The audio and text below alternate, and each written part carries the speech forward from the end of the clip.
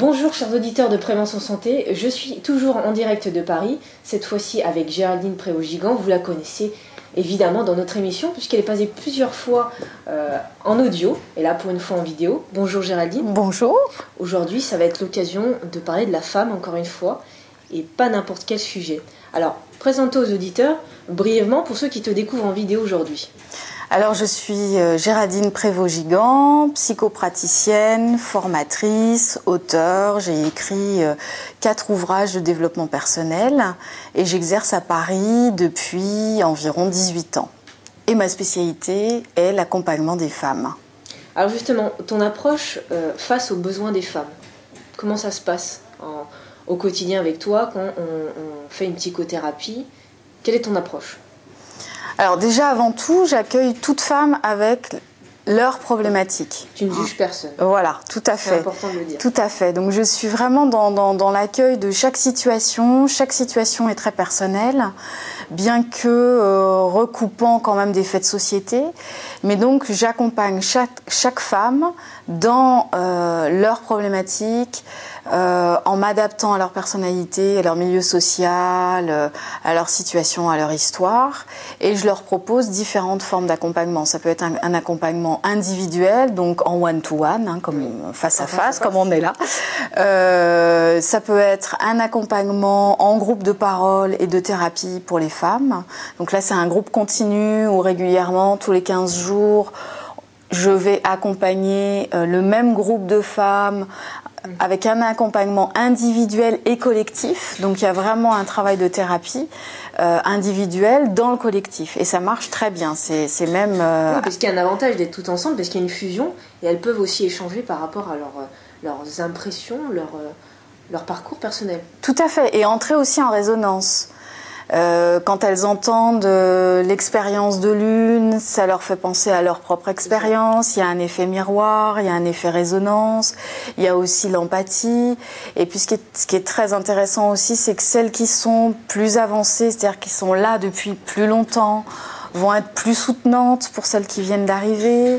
Et par exemple, celles qui finissent leur parcours sont aussi une sorte d'espoir pour celles qui viennent d'arriver. Effectivement, voilà. Témoigner de ça. Donc, en fait, ces groupes de parole, on le rappelle, c'est unique en France. Tu es la seule à faire ce type de groupe de parole.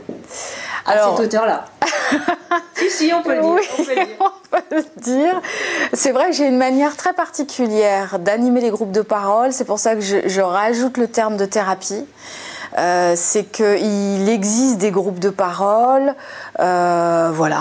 qui sont d'un certain niveau, qui sont ce qu'ils sont et qui sont très bien.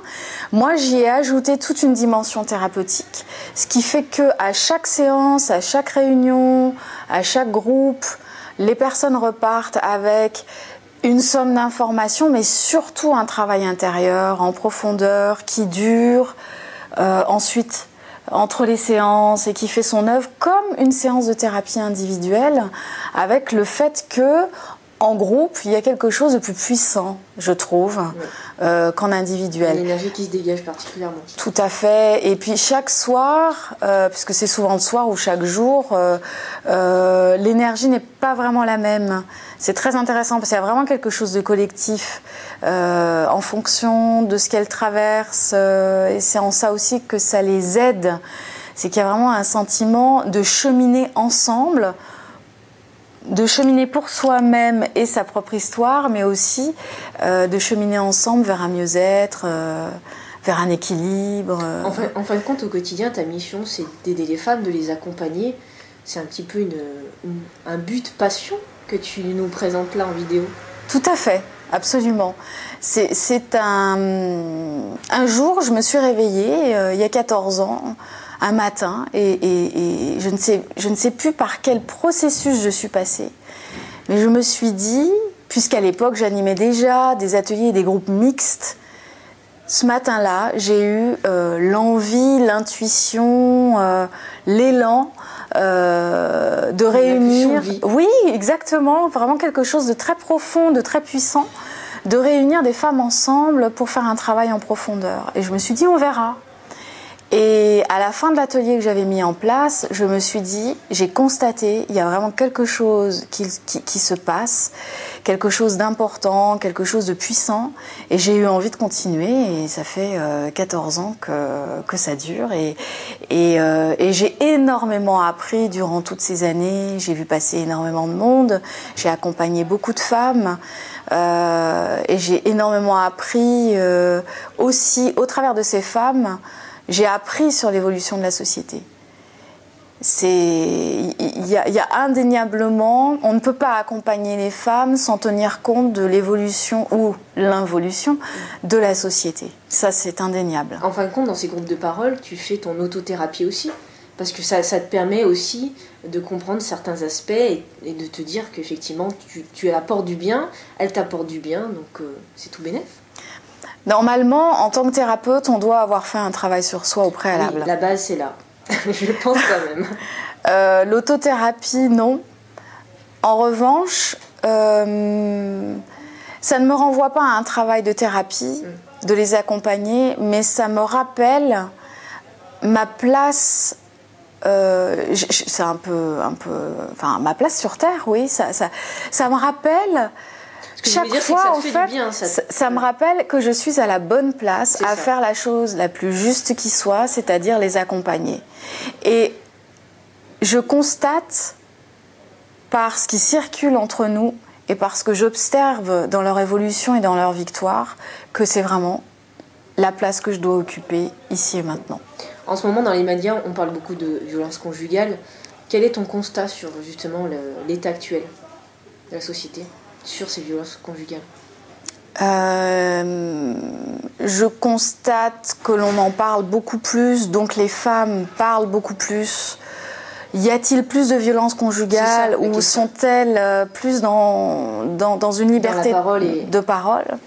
Ce qui est certain, c'est qu'il y a une évolution dans la maltraitance psychologique, dans le harcèlement psychologique. Là, il y a une réelle évolution.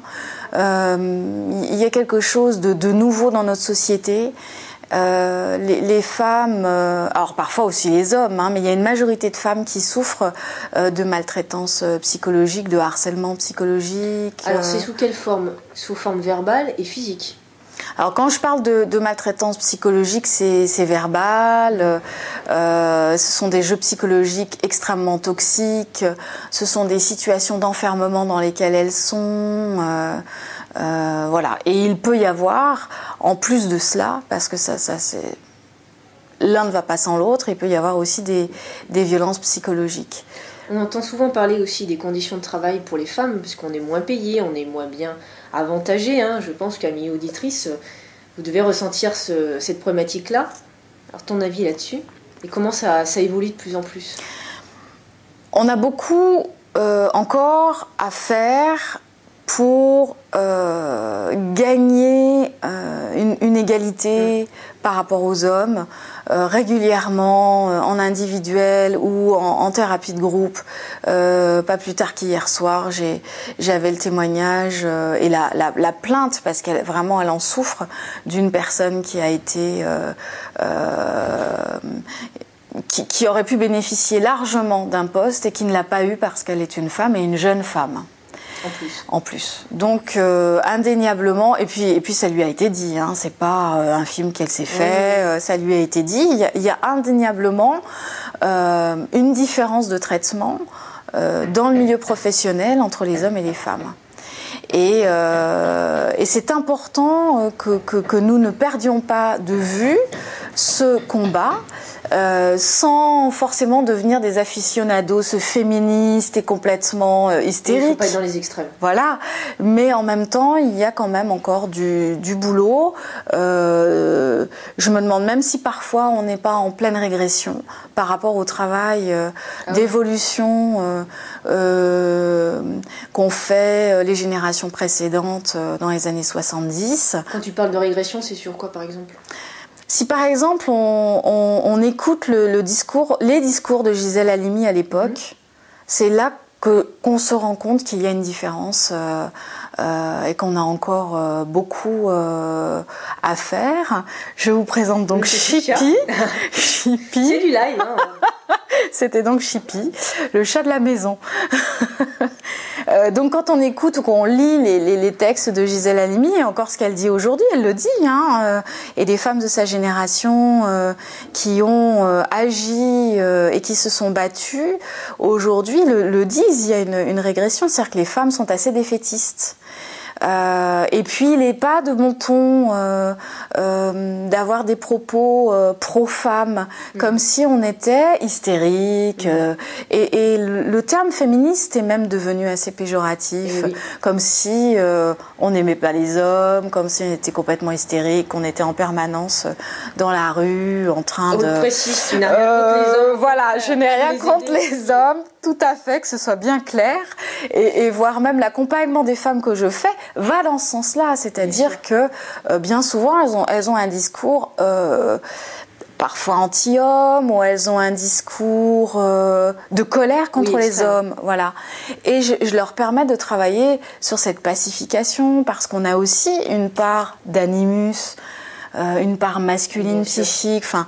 l'homme nous renvoie aussi à une partie de nous-mêmes, et donc si on est dans cette colère, c'est qu'on est aussi en colère contre une partie de soi, etc. Vraiment, je travaille dans une idée de réconciliation intérieure et extérieure, mais sans oublier de prendre conscience de ce que c'est qu'être une femme, la place qu'on a le droit d'occuper dans la société, la place qu'on a le droit d'occuper dans son foyer, dans son couple, auprès de ses amis, dans sa vie.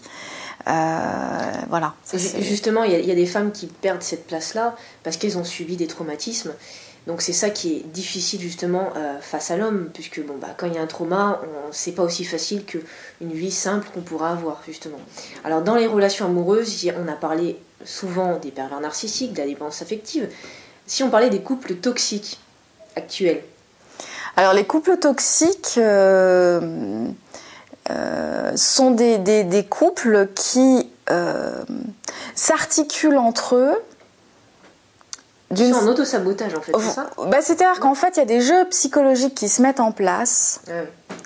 C'est un peu pervers. Voilà, qui peuvent bien souvent avoir été des jeux psychologiques qu'ils ont vus chez leurs parents ou qu'ils ont subis de leurs parents. Et il y a donc des jeux psychologiques qui se mettent en place et qui s'auto-alimentent, c'est-à-dire le jeu psychologique de l'un va alimenter le jeu psychologique de l'autre, et c'est une sorte de cercle vicieux qui s'accentue. Alors il y a plein de jeux psychologiques. Comment détecter ça justement ? Dans l'accompagnement que je fais, je suis très très vigilante, c'est-à-dire que lorsque les femmes arrivent et témoignent de leur situation, déjà il y a une forme d'intuition que je peux avoir, où mon oreille peut tiquer sur certains mots, sur certaines incongruences. Je vais toujours voir avec elles quels sont les tenants et les aboutissants. Comment est-ce que ça a commencé cette toxicité ? Comment et quand ont commencé les difficultés dans le couple ? Est-ce que ça a toujours été ou pas ? Et petit à petit se dessine une sorte d'architecture du couple où on s'aperçoit que le couple s'est construit sur des jeux psychologiques, où le couple s'est construit sur un amour qui est sur une pathologique, avec chacun leur pathologie, et l'autre va être utilisé pour inconsciemment, pour répéter, par exemple, des schémas conflictuels, les schémas qu'ils connaissent. Ouais. Donc il faudrait sortir de ce schéma-là, quitte à sortir de ses peurs, parce que c'est des peurs aussi, ça rassure d'avoir un schéma qu'on connaît déjà. Et quel conseil tu pourrais donner à nos auditeurs qui seraient mal dans leur couple ? De ne pas avoir peur de consulter. Voilà, ça c'est très important. Consulter un thérapeute, ça ne veut pas forcément dire que l'on est fou, parce qu'il y a encore des gens qui le pensent.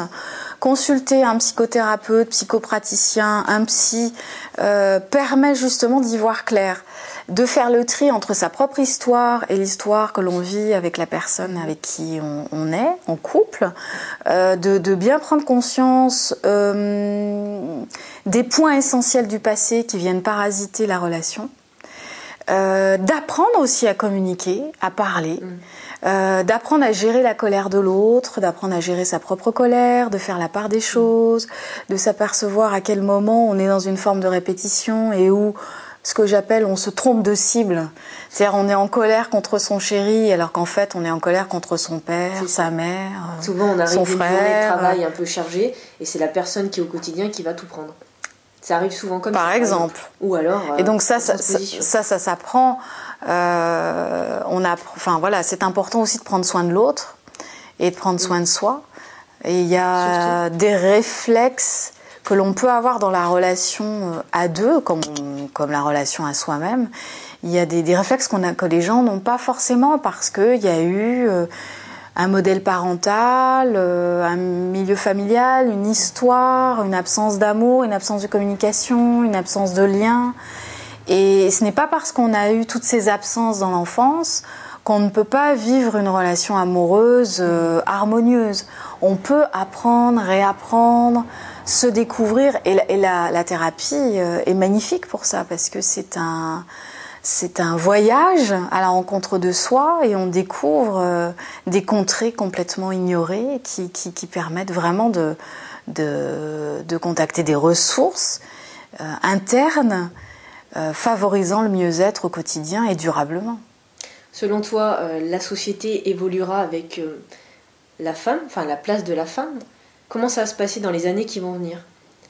Quelle sera la position de la femme dans la société ? C'est ce que disent de nombreux sages, c'est ce qu'ont dit de nombreux féministes. Je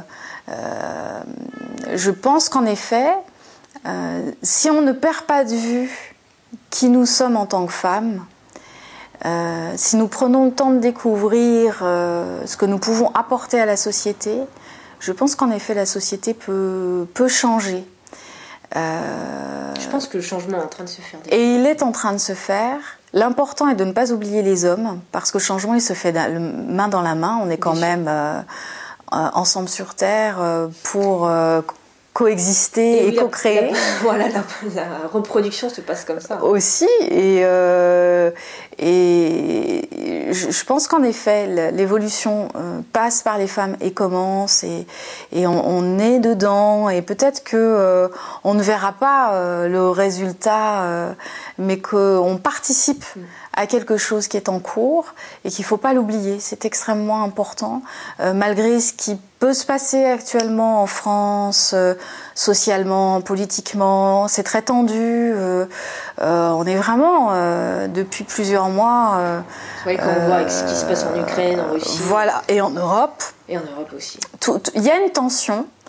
Et c'est important de garder le cap et de se souvenir que individuellement, on peut changer les choses. C'est-à-dire, moi, je crois beaucoup à la goutte d'eau dans l'océan, parce qu'une goutte d'eau plus une goutte d'eau plus une autre goutte d'eau. Ou le petit colibri. Voilà, ou le petit colibri. Donc, moi, c'est vraiment l'idée qui m'accompagne quand je pratique mon accompagnement auprès des femmes. Hein. C'est qu'il y ait une femme avec moi en individuel, qu'il y en ait une dizaine en groupe, et ce, plusieurs fois par semaine concernant les groupes, parce que j'accompagne de plusieurs groupes en même temps.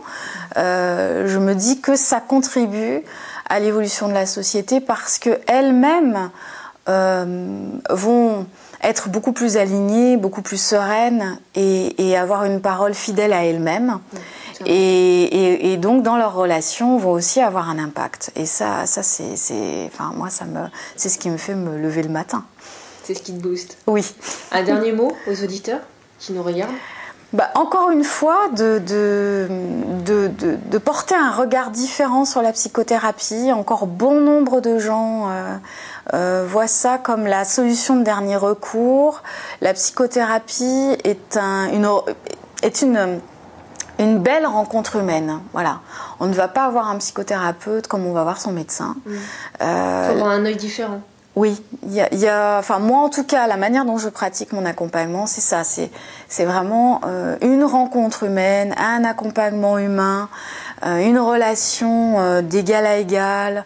Je ne suis pas celle qui sait et ma patiente qui ne sait rien. Au contraire, j'en sais moins qu'elle, sauf qu'elle n'a pas encore accès aux informations qui sont en elle et je vais l'aider à avoir accès, à mettre en éveil. Tout à fait. Donc voilà, pour moi, le cabinet de psychothérapie, un jour, un enseignant est arrivé, quand j'étais en formation, est arrivé dans notre cours et a dit, voilà, le cabinet de psychothérapie est un cabinet de révolution. Ça m'a marqué à tout jamais. Et régulièrement, j'y pense. Et c'est un lieu de révolution intérieure pour la patiente ou pour le patient, mais c'est aussi un lieu de révolution sociale. C'est vrai. On peut te retrouver sur ton site internet ? GéraldinePrévost.com. Géraldine avec un Y. Oui, attention. Bon, sinon vous tapez sur Google, vous trouvez tout ça. Tout à fait. Toutes les infos, les stages, les ateliers, tout ce que tu organises. Absolument. Les dernières activités, tout est sur mon site internet ou sur Facebook, les réseaux sociaux. On peut te retrouver. Oui. Il y a une belle citation que tu m'as donnée de Marcel Proust qui dit « Soyons reconnaissants aux personnes qui nous donnent du bonheur. Elles sont les charmants jardiniers par qui nos âmes sont fleuries. » Donc voilà, je voulais la citer pour conclure cette vidéo. Merci à toi car j'adore Marcel Proust. Voilà, c'était un petit clin d'œil personnel. Je vous remercie de diffuser notre émission, notre vidéo et bien sûr toutes les vidéos que vous pouvez voir sur Prévention Santé. Et puis je vous embrasse très fort parce que c'est aussi grâce à vous que l'émission avance. C'est tous ces partages, tous ces dons que je reçois de plus en plus et qui me permettent justement de rencontrer des belles personnes comme toi, Géraldine, aujourd'hui. Merci, et merci pour tout ce que tu fais, qui fait aussi avancer les choses. Ça fait ouvrir les consciences. C'est important. Merci à toi, et puis à très bientôt dans Prévention Santé.